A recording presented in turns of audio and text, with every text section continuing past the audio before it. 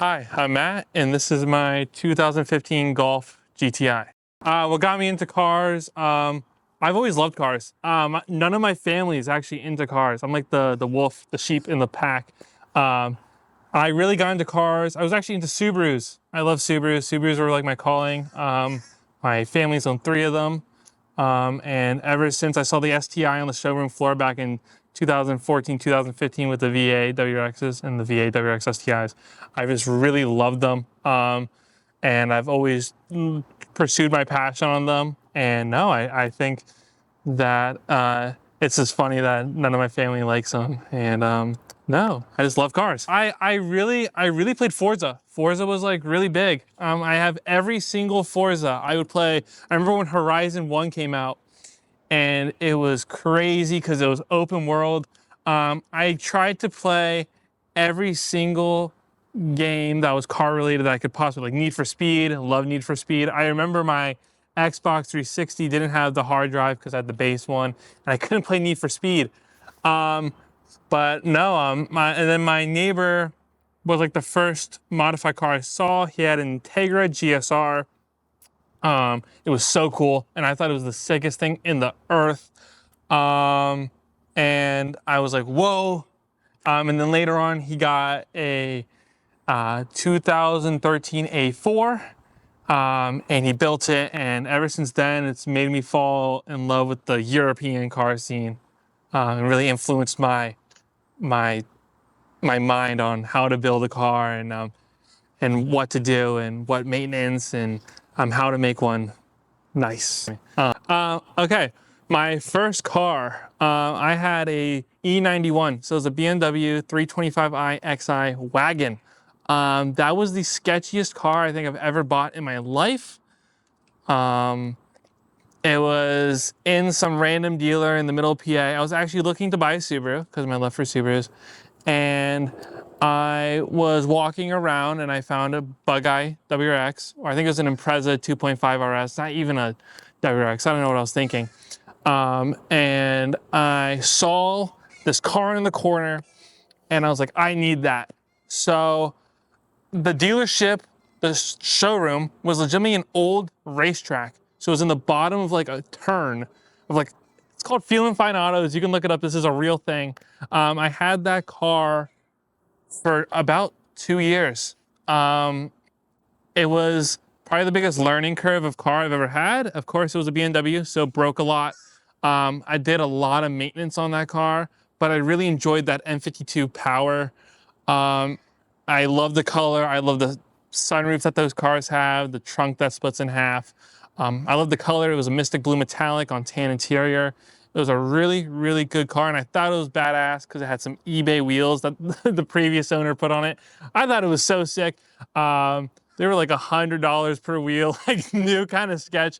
But then I later on traded that car in for a 2021 Corolla Hatchback Nightshade Edition. I owned that car probably for the least amount of time, but it was a great car. I bought it before the GR came out, which is funny because every single time someone remembers me from that car, they're like, oh, is that a GR? No, it's not. I wish, but I did a lot of parts on that car, got a lot of brands really into the car. 2J Racing is really, really well known in that industry. Did an EGR delete from, I don't even remember a company. I did some BC coilovers on it. Really got into modifying the car because I didn't have to care about big maintenance bills. I know that car taught me a lot. Taught me about, I bought a set of BBSs for the car. They're RC366s. I think they come on the Mark IV GLIs. And one of them was bent and I got scammed. And you know, you live and you learn. Later on, I sold them for incredibly cheap. I lost a ton of money, but you know, you learn about how to be safe in buying used car parts, which I think is what everyone should learn. And then I later on, having that car for about a year and a half, I sold it due to, it was a CVT. You know, I didn't know how to drive stick. I was roughly about 18 at the time. I sold it after owning it for a year and a half. It was really hard to take that hit because I did put a lot of time in that car and I was really into it. I really, really liked it. And then I sold it because the CVT problems. It went through 2 transmissions, which is crazy. I was done after the second one blew up. The second one blew up. I was just driving on the highway and it grenaded itself, and I was stuck on legitimately in like center city Philadelphia. So I sold the car back to the dealer I bought it from, fully modified. I never got any of the parts. So I legitimately have like, I think a whole stock Toyota Corolla hatchback suspension. Like I have a whole car in my basement. And then in May of that year, I bought my GTI. This is the GTI. It's a 2015. I bought it with about 71,000 miles on it. I am the second owner of this car. I was looking at a lot of cars at this time under 20 grand. I was looking at WRX, Fiesta, Focus ST, and this. The issue is around the time that the market of these cars was that I was gonna spend way too much money on one of these cars. So I walked away from the GTI. And I had a friend at the time who had a tune and deleted wagon. And they were like, hey, the night before I was gonna go buy a WRX. They were like, hey, before you go buy that WRX, I didn't want to buy that car anyway because it had some Bondo exposed on it, but it was getting sold by a dealer. It was a really clean car. They're like, hey, before you buy that car, look at Auto Trader one more time. And I was like, okay. And boom, this car came up. And I was like, holy crap, I need to buy this car. It had 1 owner, no accidents, lowest mileage, under 20 grand at that time. Unheard of for this car.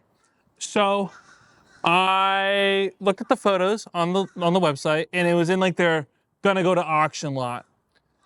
So it was like not even washed, not even clean, just sitting there. And I was like, yo. Next day, I went down to the dealer and I said, I need that car. And I test drove it, and at this time, I did not know how to drive manual. This is true. So I told the salesman, like, hey, don't really know how to drive this car.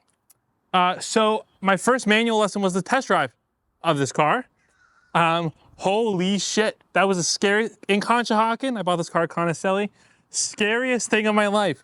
So I was like, okay, I need this car. So I bought it, and thanks to the guys at Conacelli who actually taught me how to drive manual. In the parking lot, they taught me how to drive stick, and I'm so thankful. It was actually hilarious. They were like, you got it, like push the clutch in, because they understand when you stopped, you have to push the clutch in and all that stuff. No, very, very thankful. Very, very thankful. So I bought the car bone stock, so it was an S. So first thing I did was, you would think the headlights, wrong. I did a tune. I got a Cobb access port for this car. I got it on EQT tuned. I did stage their remap on the car, and it was great. It was truly phenomenal.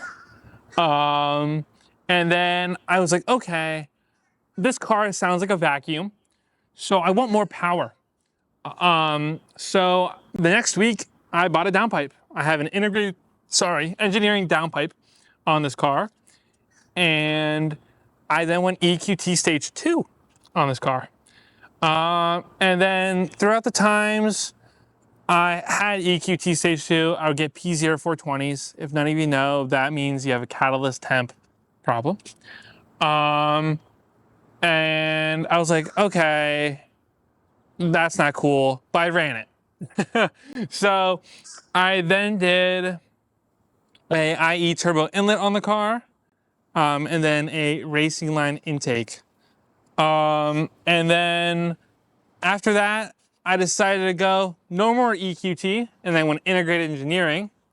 This car's IE tuned for about 3 months, and it got rid of the check engine light problems. Didn't want to deal with that. And then I next did the coilovers. I did the coilovers. It was a really big pain in the butt. I'm really thankful to my friend who helped me do it at the time. It's on Fortunato 500s with Swift Springs. And then the next thing I did is I bought wheels. Sadly, these are not the same wheels I had on the car. And then I traded them later on. So these are 1552 Turbo Max. They were originally black. They're now silver. Nice, like it a lot. Really, really nice. And at the same time, I did the headlights. So these are BMP Illuminator headlights. Nice, great stuff.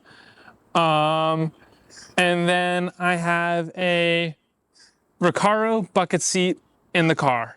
Now, if you ever want to put a bucket seat in a GTI, it's a lot of work to make it factory integrated. I learned a lot about that. So I have a harness from a 2016 Autobahn in the seat, and then a guy in Australia makes a airbag delete kit because Recaro pole positions don't have airbags.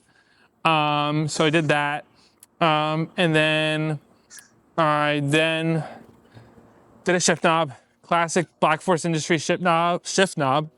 Wow.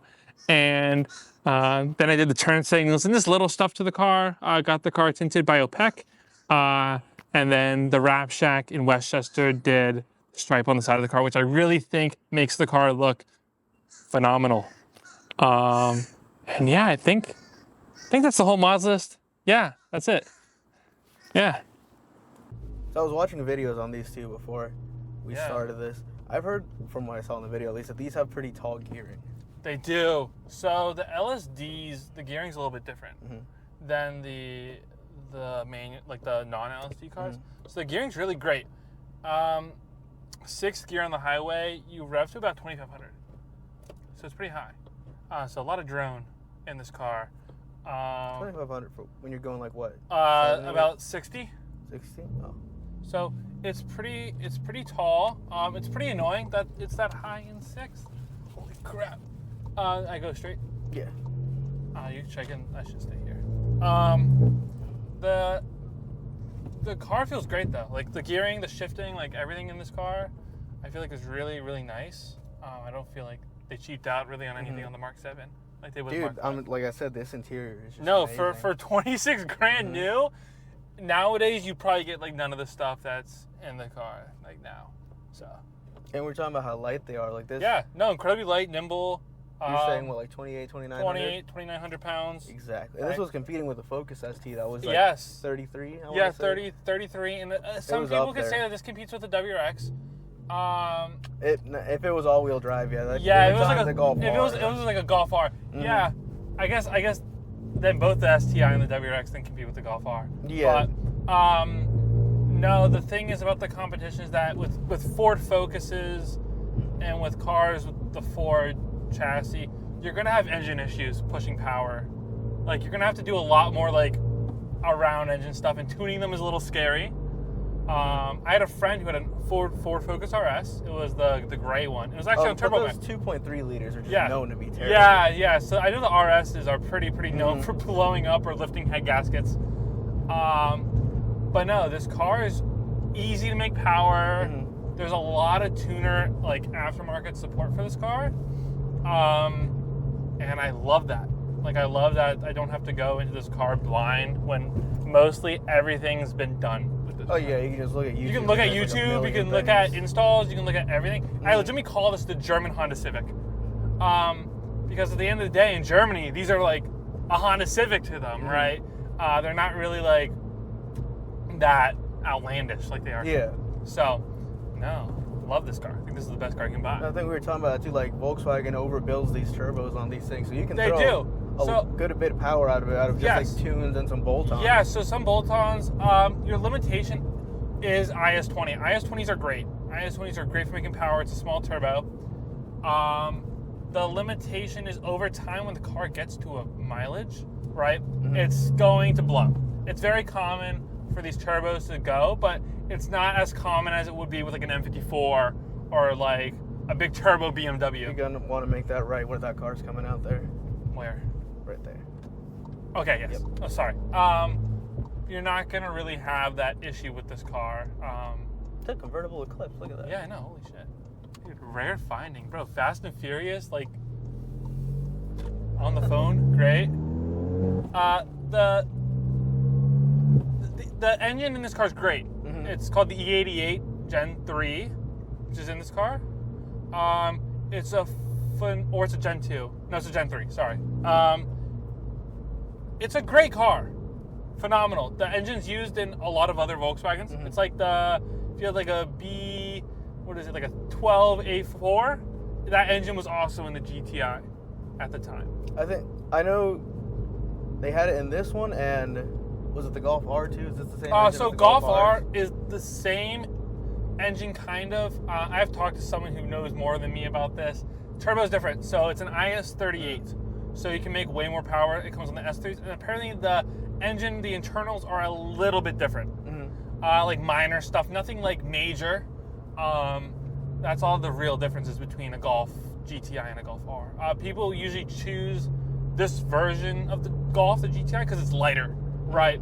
Golf Rs are heavy, and they have Haldex problems, which is the all-wheel drive system, and it's just more maintenance on this than this. Mm-hmm. Like maintenance-wise, though, have you had a lot of like issues that you run into? I've had mechanical-wise, I've had 0 problems with this car, which I am still amazed about. Mm-hmm. Especially with the high mileage. You're what, 90,000? I am at 90,600. Yes.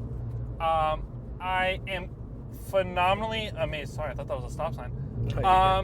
I'm just amazed that this car has had no mechanical faults. The only thing that I had to do when I bought the car was the maintenance that was not done, which was just the brake fluid at the time. And then that's been it. The only things that I've also had was stuff that, like, I had taillights on the car. The coating was kind of a pain in the butt. So I took those off, but that's my fault. If I didn't do that to the car, I wouldn't have that problem. But besides that, this car's been great. That's good. And you've had it like a year? I've had it for a year. I've bought it with like high 70s to 75,000 miles. And I have 90K on it. These engines have been proven to go to 200,000 miles, which is like built, like with an IS38 with a bigger turbo. There's a guy out there with who does like radio stuff, which is kind of odd. He has an IS38 GTI. He's racked up around 200,000 miles on it. Golf that GTI. dude was just in the middle of the road. I know, that guy was in the middle of the road. No, phenomenal car. And you want to make it right. I want to make it right, sweet. No, I love the suspension on this car. There's really nothing with this car that can go wrong except water pump problems, right? Which I've not had. I've been asked, I think, thousands of times, what about your water pump? Yo, the tune's great also, by the way. EQT's a great tuner. If you, like, think about it, a water pump's not that bad. Then other German cars have, like, multiple problems. I guess you can say that you can have timing chain, but not as common as, like, Mark 6, Mark 5. I think this is the best car you can buy for under 20 grand right now. That's a bold statement. I think it is. It's modern. It's economical. It can get you to point A to point B. And the thing is, it still looks modern. It does. Especially this interior. This car does not look like it's 10 years old. If you got in this car, you'd maybe think it's like a 2018, 2017 car. But I think that this is the best car you can buy for under 20 grand. To modify, to tune, to safely tune, and to cheaply modify, I think it's great. I know a lot of people are going to be like, what about a Civic? Of course you can buy a Civic, but I think that's like the answer to everything. Is like, of course you can buy a Civic, no matter what car you buy. But if you want to stand out and be different, I think these are the best bang for buck performance car you can buy. I think it's, well, I don't want to say funny, but it's like it is kind of funny that you were talking about how you're at like 90,000, you've got no issues, you've had it for a year. It's like no maintenance issues, nothing. No maintenance. When Jake with the Miata that I was just talking to a couple days ago, his thing is he got rid of his GTI because it was too many issues. So, what year did he have? I have no idea. So if you had a Mark 5 or a Mark 6, 100%. If you have a GTI, or I've also noticed that if you have a DSG car, you're more likely to have problems because with a DSG car, all you can do is just put your foot on the pedal and you go. I've noticed with the manual cars, they're more reliable because, again, people are scared of the clutches in this car. And I think that Volkswagen in this time really learned that, oh my God, our cars are kind of pieces of shit. And they got their shit together. This is a phenomenal car. I still think that I think that there's nothing better than this car. I think that, Jake, if you had issues with your GTI, tell me what generation it is. If it's a Mark, I've had people who've had Mark 5s who jump timing. It's a very common thing with the Mark 5s. With the Mark 6s, I think it's like timing chain and other stuff. But that's what you're going to get with a German car from the early 2000s. You're going to get these stupid issues. In 2013, 2015, German auto manufacturers finally learned that their cars are pieces of shit and that they have to actually make them somewhat reliable. So I feel like that's what Volkswagen did, and I think that's great. So what, in your opinion, right? Which generation of the GTI would be the best? Okay, Mark 7. Mark 7. Mark 7 is the best. Over all the generations. Overall them. I guess like if you really want to go like back in time to like the first stuff, yes. But I think that we live in a different world where that power level, right, isn't satisfactory. You get what I'm saying? I get what you mean. Like, people want power. People want speed. People, I get that, yes, probably an older car is way more reliable. You can turn right in there. But at the end of the day, you gotta remember, we're in this modern day where 80 horsepower is not a lot, right? And carbureted motors are reliable. They're great, all that stuff. Or if they were fuel injected, I actually have no idea. I could be so wrong and people look so dumb. But I think that this is the best car. This is the best generation. You have the least amount of problems. You have the most aftermarket support, biggest community ever in Volkswagen. And the community around these cars is great. Phenomenal. I mean, I've never owned a Volkswagen, so I don't really have a say in it. Yeah. But I do like this. I do like this a lot. No, it's really, really, really nice. Like, the suspension drives good. You just really feel part of the car. And I get why people get the automatic, get that, because you want not the clutch problems, and you want to go fast. But if you really want to be part of the car, you can tell this car is meant to be manual. If you buy it in an automatic, I get why you do, but you can just tell, like, when you shift, everything just like works, and it's perfect. I think it's phenomenal. Aesthetics-wise, I think definitely the older Volkswagens or the older Golfs got this. Yes, I totally get like the older Jetta wagons and stuff, but there's a sense why people swap like VR6s in them. Yeah. And there's a point where like it just makes sense why people do that. Like, I would do that, but no. Like, I get why people do the WRXs. Yeah. I get why people do every car that they do. I get it, because with Subis you get the sound. But with that you get head gasket. You get. I got you. Yeah. You got to do the this is AOS for like a street build. for a like street that build. You're gonna drive, for something that's you gonna just be on want the to street. kind of annoy your neighbors a little bit, but on the weekends have like a really good car. And then still be able to drive it. You can drive it back even from ripping it through the mountains. I mean, 20 mpg right now with a Subaru. That's unheard of. You're not gonna Right? get that. You're not going to get that with a flat 4. And you're going to have so many issues nowadays with the tuning with those cars. With BMWs, you're going to have to take the risk of turbos blowing up. You're just going to have the issues with oil. A lot of the stuff being like Oil, overly electronic and too. electronic with like the 5 Series with the E60s. You're going to have a lot of problems with. And I just think that this is like the perfect middle ground. And I definitely agree a Type R, when they do drop in price over time, would be a great competitor to this. And then you're going right back to the Civic then. With Then you can go right back to the Civic.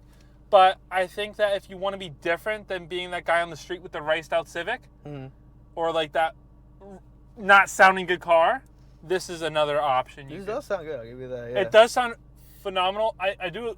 Some people do think these cars sound like shit.